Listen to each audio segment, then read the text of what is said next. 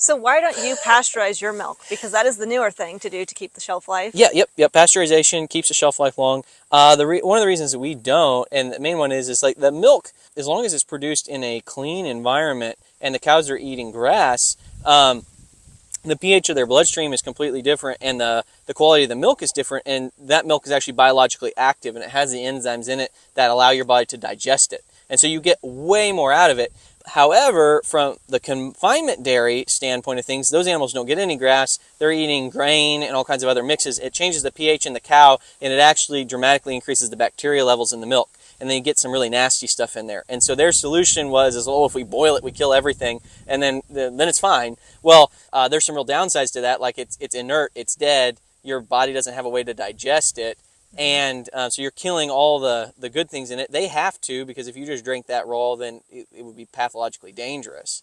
But on other animals, eating grass, their body's pH is different. They don't have those bacterial strains. In fact, what they have is cultured bacteria. It's good, like what you'd have in yogurt and things. So it's actually great for you. And so that's the reason that we don't. Though interestingly enough, with milk going bad or preserving shelf life, our milk has a much longer shelf life than pasteurized milk, because our milk does not actually sour. Conventional milk, when you pop the lid and you hit it and it's like, oh, when it's bad, it is bad, pasteurized milk. And the reason is because what finally grew back in there are really nasty bacteria, and it makes an awful smell, and it's telling your body, don't drink this.